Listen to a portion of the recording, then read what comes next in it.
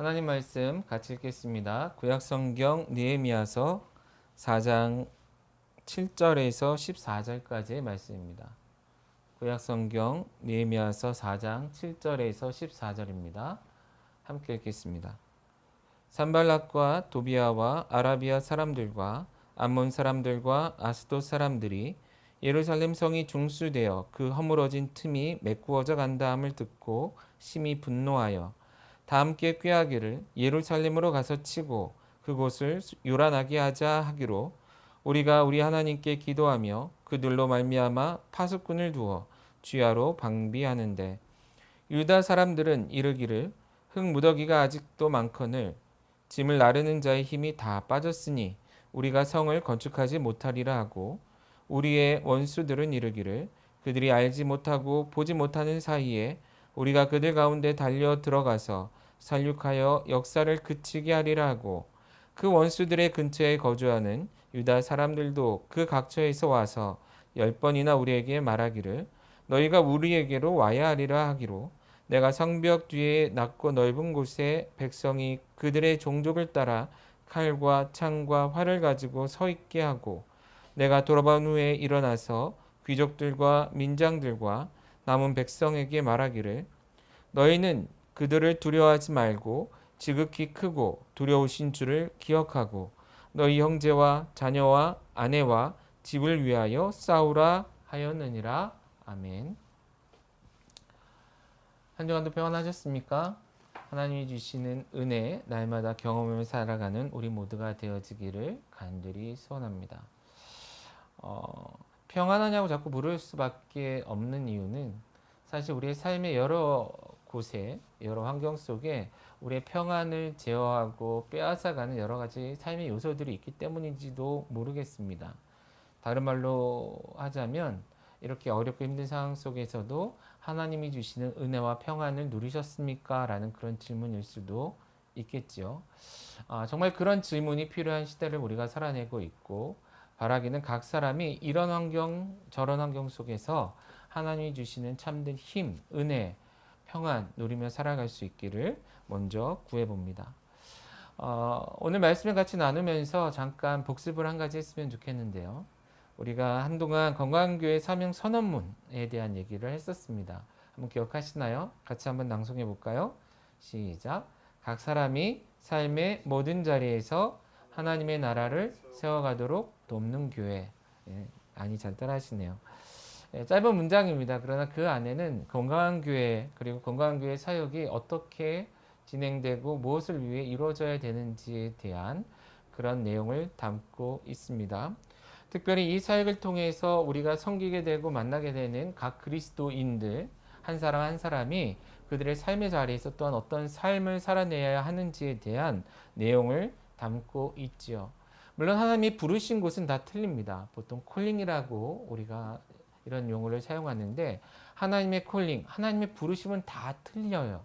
하나님이 부르신 곳도 틀리고 또한 그 환경도 틀리고 그리고 우리 각 사람도 하나님께서 참 다양하게 다르게 창조하셨기 때문에 다 틀리다라는 거예요. 그러나 분명한 것은 각 사람을 향한 하나님의 분명한 뜻, 하나님의 계획이 있다라는 것은 우리 모두가 확신한다라는 것이죠. 바로 그 뜻이 하나님의 그 계획이 우리의 모든 삶의 현장에서 이루어져 가는 것. 그것을 통해 각 사람의 자리가 각 사람이 선 곳이 하나님의 나라로 회복되어져 가는 것을 우리가 간절히 소망하고 있다라는 것입니다. 최근 우리가 나누고 있는 느헤미야서 이 말씀을 나누면서도 우리가 계속해서 하는 이야기 곧 그 말씀의 주제도 같은 것이죠. 불모지가 되고 어려운 환경 속에 놓여 있는 그들이 있지만 그들을 부르신 곳이 그곳이라 확신하고 그곳 가운데서 그 시대 가운데 하나님께서 원하시는 그것 조금 앞선 시대에서는 스룹바벨을 통해서 성전을 재건했다면 바로 느헤미야 시대에는 느헤미야를 중심으로 온 백성이 일어나 예루살렘 성벽을 재건하는 것이 하나님의 뜻이었고 그것을 통해 그들의 서 있는 곳 그들이 살아가는 곳에서 하나님의 나라를 세워가는 것을 기대하셨다라는 것입니다. 물론 시대적으로는 2000 수백 년, 2400년이 지난 지금 오늘 우리는 한국이라는 이 땅 위에 살아가고 있는데요.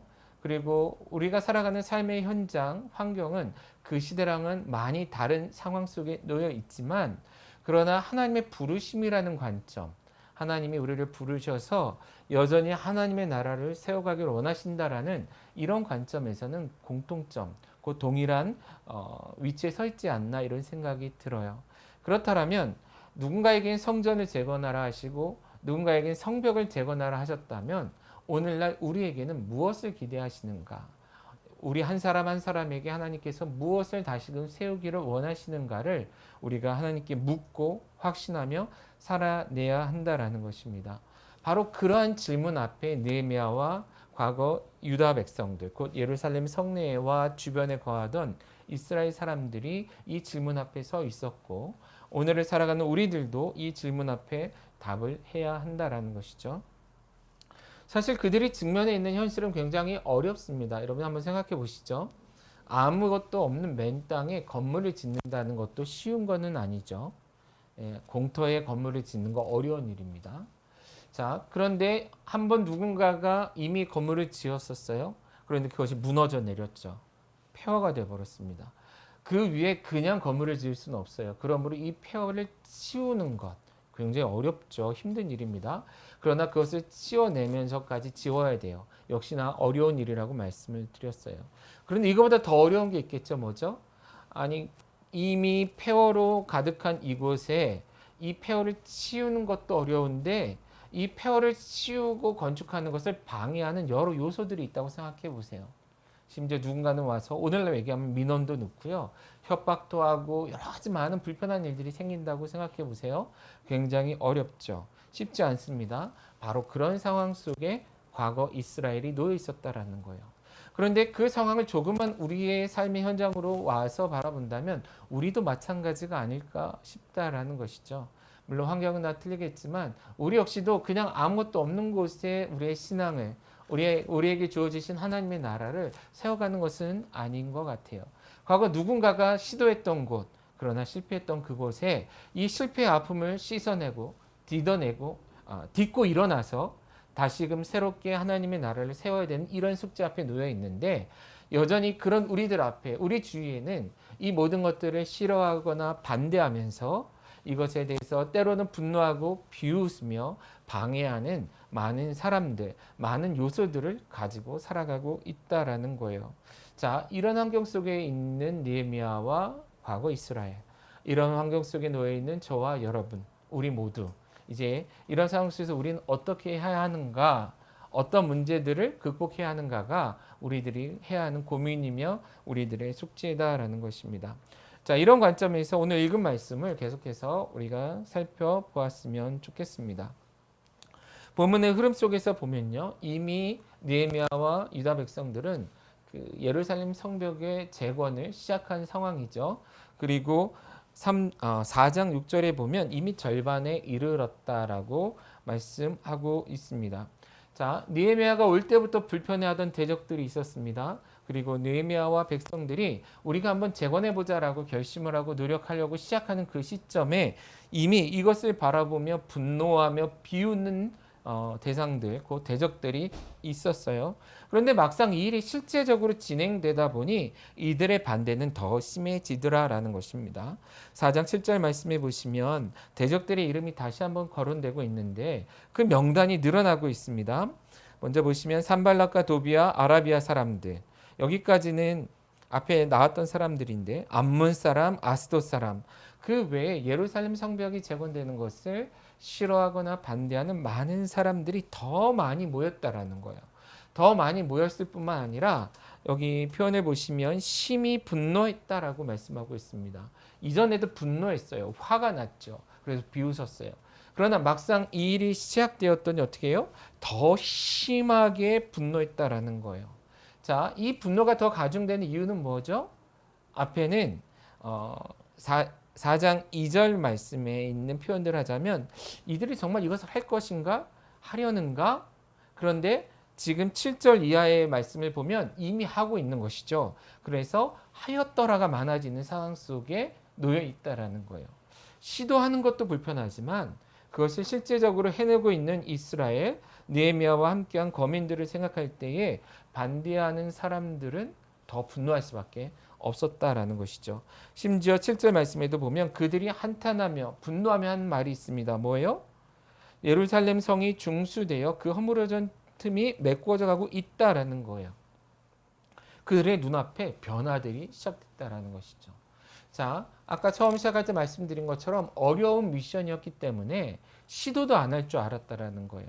실제 이스라엘 사람들은 100 몇십 년 동안 시도조차 못하던 사람들이었죠. 그러나 느헤미야와 하나님의 인도하심 속에 그 느헤미야를 통한 하나님의 일하심을 통해 이스라엘은 이제 용기를 얻고 믿음을 가지고 이 일을 시작하게 되었어요. 이것도 불편해요. 그런데 실제 이 일이 이루어져 간 것을 눈으로 보게 되었다라는 것이죠.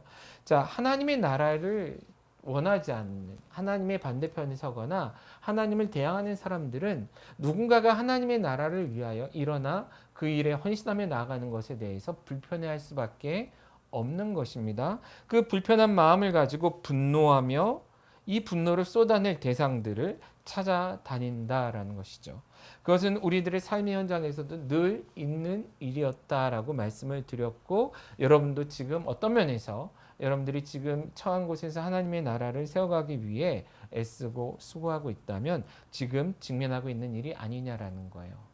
그런데 그것은 뭐라고요? 당연히 이루어졌던 일이며, 그리고 그것은 역사 속에 계속된 일이었다고 말씀을 드렸습니다.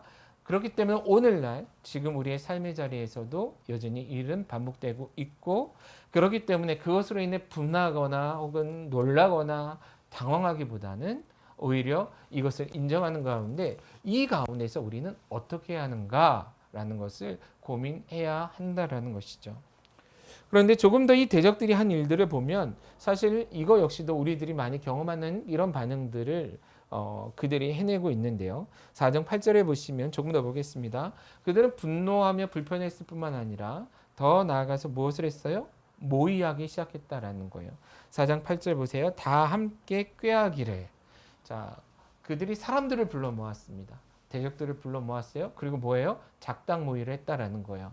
하나님이 하시는 그 일, 느헤미야와 이스라엘 거민들이 지금 시도하는 이 일을 방해하기 위해서 그들이 머리를 맞대었다라는 것입니다. 그러면서 그들이 뭐라고 말합니까? 4장 8절 내용을 보시면요. 첫째, 모여라라는 거예요. 우리 다 같이 힘을 모으자. 두 번째 뭐예요? 그들을 대항하여 싸우자. 세 번째, 이것을 통해 그들 안에 혼란, 요란함을 더하게 하자라는 것입니다. 한마디로 뭐죠? 하나님께서 이스라엘을 통해 곧 하나님께서 느헤미야를 통해 이루어 가시는 그 일이 이루어지지 못하도록 구체적으로 반대하고 방해하자라는 것입니다. 심지어 누군가는 나서서 이 일에 관심조차 없던 사람들, 멀리 떨어져 있기 때문에 사실은 실제적으로 영향도 받지 않는 그런 사람들까지도 불러 모아서 이와 같은 방해 공작을 펼쳤다라는 것입니다. 자, 사실은 하나님의 일뿐만이 아니라 어떤 변화가 시작될 때는 이와 같은 반대는 늘 있습니다. 우리가 뭔가 좋은 일을 계획하고 이 좋은 일을 시도하려 할 때마다 늘 사람들은 모여서 수군대며 비아냥거리고 비웃고 반대하기도 하고요. 윽박지르기도 하고 협박하기도 한다라는 거예요. 심지어 직접적으로 관계없는 사람들까지도 불러 모아서 마치 왕따시키고 따돌리듯이 그렇게 안 좋은 환경을 만들어 가기도 한다라는 것이죠. 그들은 이럴 준비가 되어 있을 뿐만 아니라 이것을 통해서 지금 이루어지고 있는 그러한 일들, 하나님의 일에 대해서 구체적으로 방해하고 반대할 준비가 되어져 있다라는 것입니다. 혹시 여러분 그런 환경 속에 놓여 있지는 않습니까? 가정 안에서, 직장 안에서, 또한 여러 삶의 터전에서 여러분들이 이제는 내가 믿음으로 신앙으로 무엇인가 도전해야 할 때, 도전해야 하겠다 할 때, 그리고 그것을 위해 무엇인가 자그마한 실천을 시작하려 할 때에 이런 어려움에 직면하고 있지 않냐라는 거예요. 그렇다면 그것에 대해서 뭐라고요? 놀라거나 당황하지 마시고 지혜롭게 믿음으로 반응할 수 있어야 된다라는 것입니다. 자, 이런 대적들의 반대에 맞서서 느헤미야는 어떻게 반응합니까? 9절 말씀해 보세요. 느헤미야는요. 4장 9절에 보시면 우리가 우리 하나님께 기도하며 그들로 말미암아 무엇을 했다? 파수꾼을 두어 주야로 방비했다라고 말씀하고 있습니다. 자, 앞부분에 지난주 설교에도 말씀을 드렸습니다. 이런 방해가 대적들의 공격이 있을 때 무엇하라? 이 모든 것들을 가지고 하나님께 나아가라. 더 나아가 이것이 곧 하나님과 그들의 싸움이 되도록 하라라고 말씀을 드렸습니다. 그런데 한번 싸움 붙이고 끝나는 게 아니라는 거예요. 억울하고 속상하고 불편할 때마다 하나님께 계속해서 기도하는 것이 필요하다라는 거예요. 그런데 기도만 할 뿐만이 아니라 뭐 하라고 말씀드렸어요? 이것에 대해서 구체적으로 준비해 나아가야 된다라는 것이죠. 자, 지금 닥쳐오는 위협은 뭐예요? 공격해 들어오는 것. 그래서 이를 방해하여서 하나님이 시작하신 이 일이 멈춰지게 할까봐 두려운 것이죠. 그렇기 때문에 느헤미야는 4장 9절에 파수꾼을 두어서 주야로 밤과 낮으로 방비하게 했다라는 것입니다. 어려운 일이긴 합니다. 공사도 해야 돼요. 기도도 해야 돼요. 경비도 서야 되는 이런 상황 속에 놓여 있다라는 거예요. 자, 하나님의 나라, 하나님의 일, 우리의 삶의 모든 영역에서 자리에서 하나님의 나라를 세워간다는 것은 결코 쉬운 일은 아닙니다. 남들보다 더 많이 일해야 될 수도 고생해야 될 수도 있는데 이 일을 해 나갈 수 있어야 한다라는 거예요. 느헤미야와 이스라엘 거민들의 그 승리는 이와 같은 헌신을 통해 이루어졌다라는 것이고 그런 모습으로 오늘날 우리도 살아내야 한다라는 것입니다. 그러므로 놀라지 마시고 삶의 자리에서 그런 일을 해 나가셨으면 좋겠습니다. 그런데 그 뒤에 말씀은요. 단지 외부에서 오는 적, 외부에서 공격해오는 적에 대한 경고만 담고 있지는 않습니다. 사실 느헤미야와 함께 일하던 사람들이 그 시대에 직면했던 또 다른 어려운 문제를 설명해 주고 있어요. 이 부분은 오늘날 우리의 삶의 현장에서 동일하게 또한 발생하는 문제인 것 같아요. 오늘은 그 부분에 대해서 조금 더 살펴봤으면 좋겠습니다. 자, 그 다음 10절 말씀에 보시면 이제 누가 나와요? 대적이긴 대적인데 이 구성원의 이름이 바뀐다라는 거예요. 10절은요. 유다 사람들이 나옵니다. 자, 그러면 유다 사람들 얘기가 나오면 당연히 이들은 대적들의 공격과 위협 앞에 맞서 싸웠다라고 말할 것 같은데 그들은 반대로 얘기를 하고 있어요. 그러므로 이 부분에 있어서 지금 10절에 나오는 그리고 12절에 나오는 이 유다 사람들은 다른 표현으로 내부의 적이라고도 표현할 수 있을 것 같습니다. 자, 굳이 이들을 적이라고 표현하기에는 참 어려움이 있죠. 동포고, 그렇죠? 예를 들어 오늘날로 얘기하자면 둘 다 예수 믿는 사람들이고 교인이고 크리스찬인데 어떻게 그것을 적이라고 표현할 수 있을까? 그런데 그럴 수 있다라는 거예요. 왜 그렇죠? 지금 이 적이냐 아니냐를 어떤 내가 유다 사람, 네가 유다 사람 이렇게 보는 것이 아니라 하나님의 그 일을 이루는데 함께하느냐 함께하지 않느냐 혹은 그것이 이루어지도록 돕느냐 방해하느냐를 놓고 본다면 그렇게 얘기할 수 있다라는 거예요. 자, 예루살렘 성벽이 재건되는 것을 반대하는 적이 이스라엘 공동체 밖에 곧 산발랏을 중심으로 한 이방인들만은 아니었다라는 것이죠. 유대인들 중에도 심지어 성 내에 있던 사람들, 성 주위에 모여 살던 유대인들 중에서도 이 일에 도움이 되거나 함께하기보다는 방해를 하거나 멈추게 하기 위해서 노력했던 사람들이 노력이라고까지는 좀 그렇지만 결과적으로 그런 영향력을 끼친 사람들이 있었다라는 것입니다.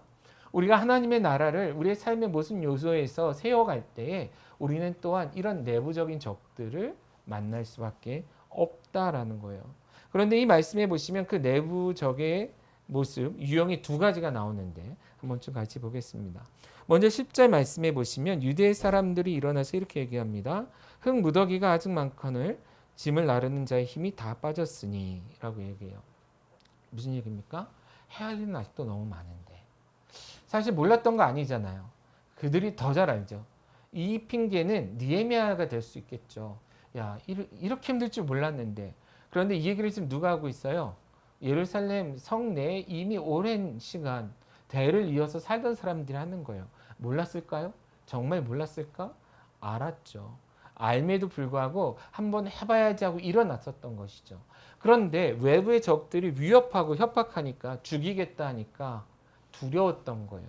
두려워서 이 두려움을 극복해내기보다는 이 두려움으로 인하여 받을 피해를 피하려다 보니까 핑계거리가 필요했는데 그 핑계를 뭘 갖다 대요? 이렇게 일이 많을 줄 몰랐다라고 말하고 있는 것이죠. 사실 그들은 알았을 겁니다. 그러나 그들의 두려움으로 인해서 이 일이 많은 것이 핑계가 되었다라는 거예요. 뿐만 아니라 뭘 핑계대고 있습니까? 이것을 정리하는 사람들의 힘이 다 빠졌다라고 말하고 있습니다. 여러분, 일을 시작한 지 얼마나 걸렸어요? 사실 예루살렘 성벽 전체가 다 마무리되는데 2달도 채 걸리지 않았거든요.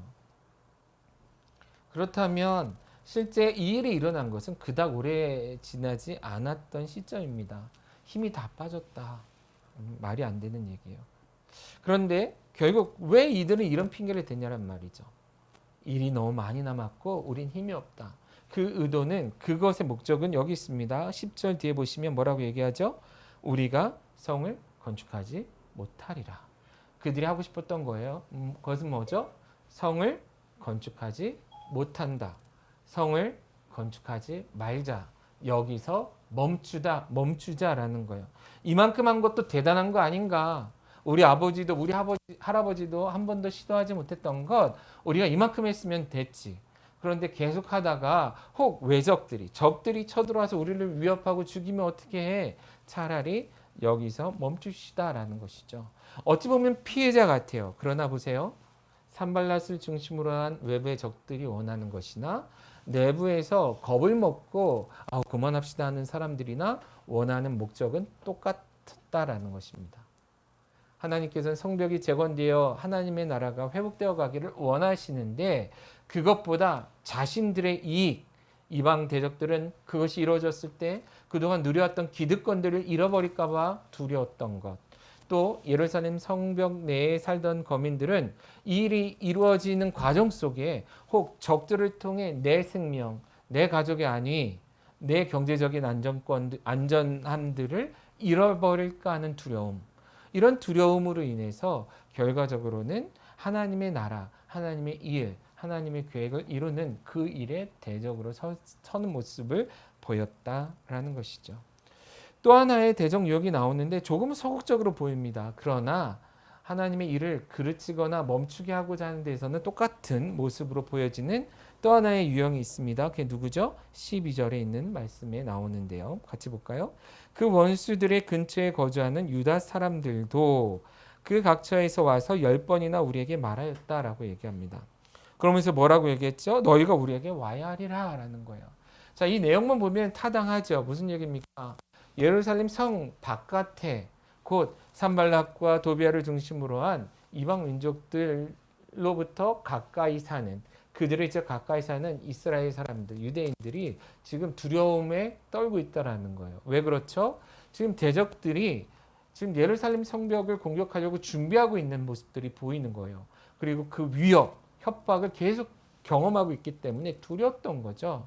그러니까 우리를 도와달라라는 거예요. 자, 한번 생각해 보시죠. 여러분들이라면 어떻게 했을 것 같아요?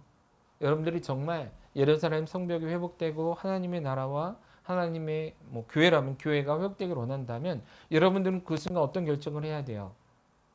하셨을 것 같아요. 그것을 정리하고 성내로 들어오지 않았을까요? 와서 일하지 않았을까요? 근데 이런 변화가 두려웠던 거죠. 그래서 어떻게 합니까? 자신들은 그곳에 살아야 되겠고 이 위협은 계속되는데 나는 안전해야겠으니 느헤미야와 함께하고 있는 군인들이 와서 우리를 지켜달라라는 거예요. 외적들로부터 자신들을 보호해달라라는 것이죠. 자, 보호받는 것 자체는 의미 있어 보이고 이유 있어 보여요. 그러나 이 일이 이루어지기 위해서는 어떤 것이 전제됩니까? 느헤미야와 함께하는 사람들은 이 공사를 멈춰야만 했다라는 거죠. 포기해야만 됐다라는 거예요.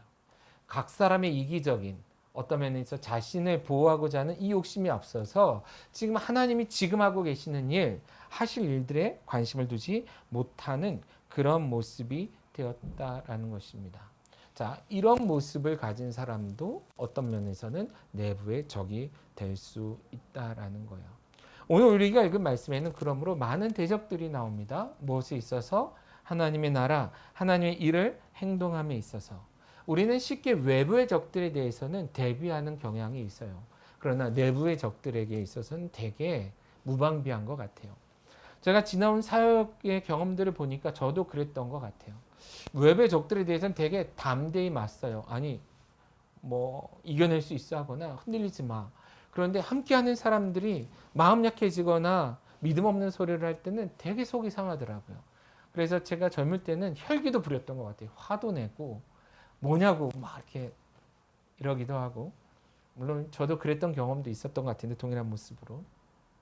근데 결과적으로 그런 모습들이 자꾸 나타날 때에 하나님의 일, 하나님의 사명, 하나님의 사역, 우리의 삶이 하나님의 나라로 변화되는 이 일에는 어려움이 초래될 수밖에 없다라는 것입니다.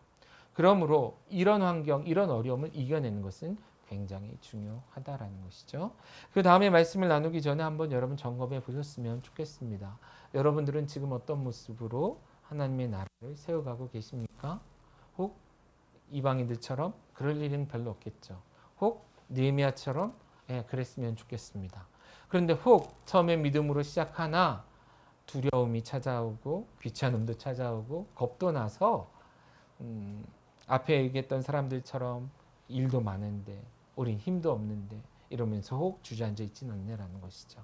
아니면 혹 두려움에 함몰당해서 잡아먹혀서 나만 좀 도와줘요 하면서 찡얼찡얼대며 그렇게 살아가고 있지는 않냐라는 것이죠.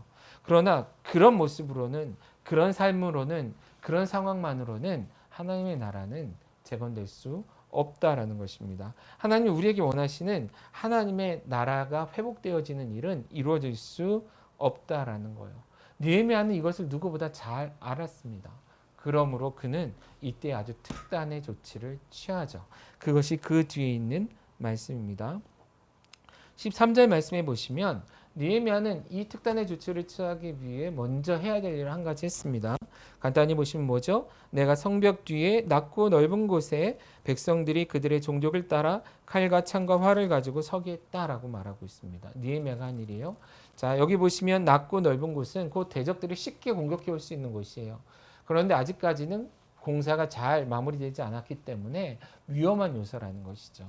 안전을 보장해 주지 못하는 위험 요소. 그곳에 많은 사람들로 하여금 경비를 쓰게 했다라는 거예요. 그것을 통해 잠시의 안전함을 확보한 다음에 그는 이때에 꼭 해야 되는 중요한 것을 합니다.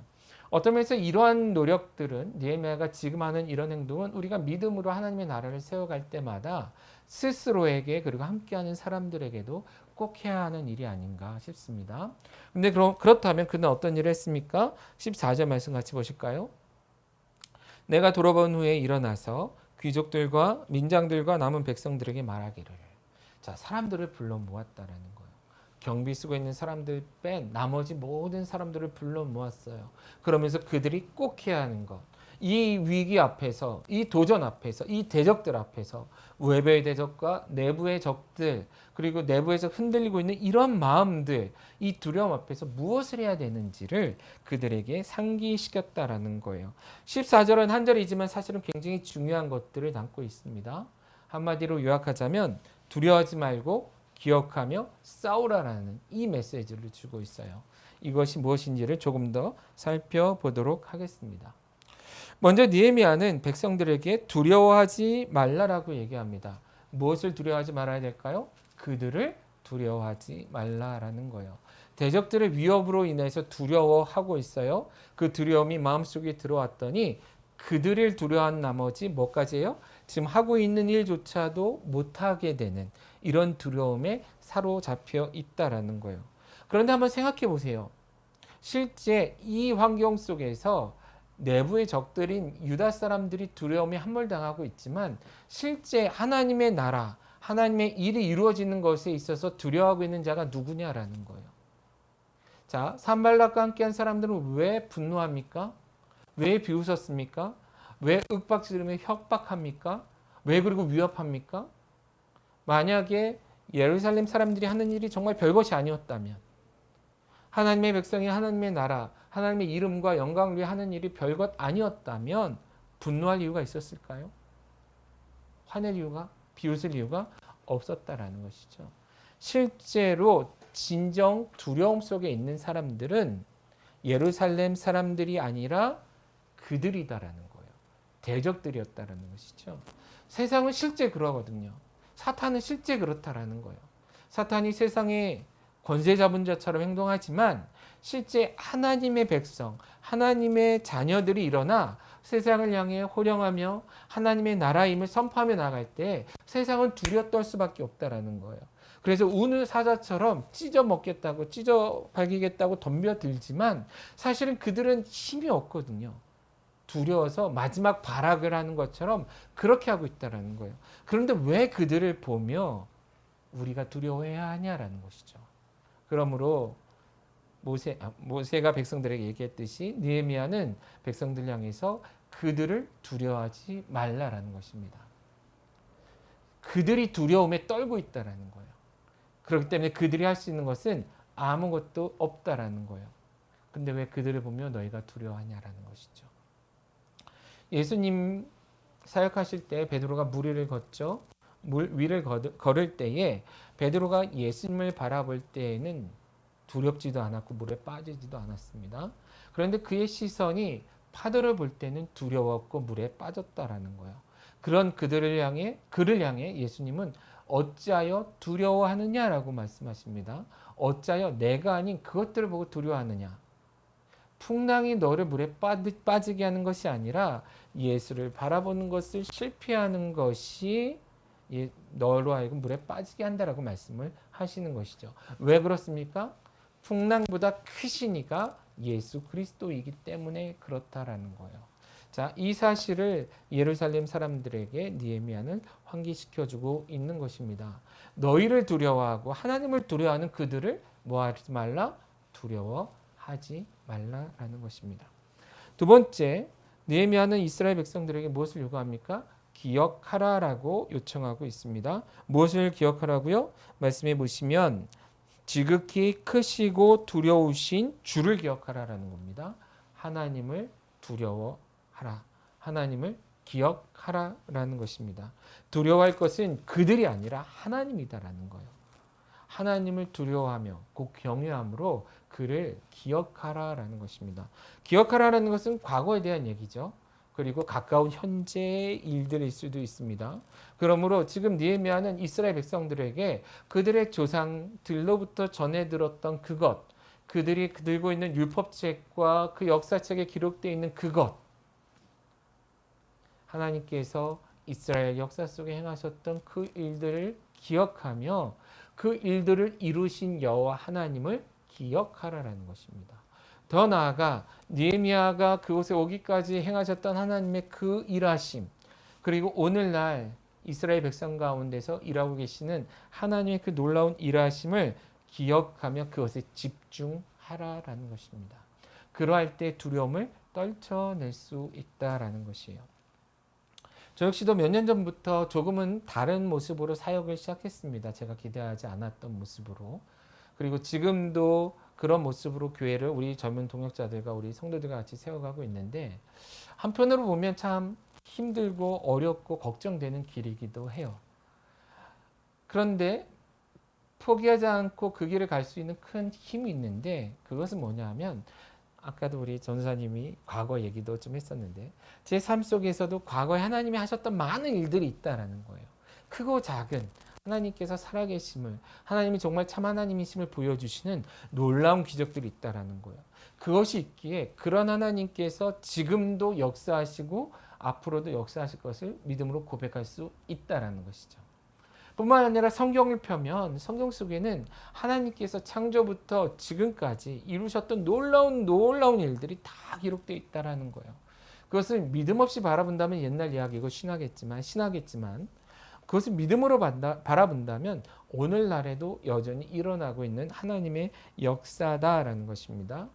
그것을 우리가 믿음으로 그것을 이루신 하나님이심을 고백함으로 일어나 두려워 말고 하나님 나라 위에 싸우라라는 것입니다. 그러므로 하나님을 기억할 것을 요구하고 있습니다. 마지막 느헤미야는 뭘 얘기하고 있습니까? 가장 중요한 부분이기도 한데요. 너희 형제와 자녀와 아내와 집을 위하여 싸우라라고 말씀하고 있습니다.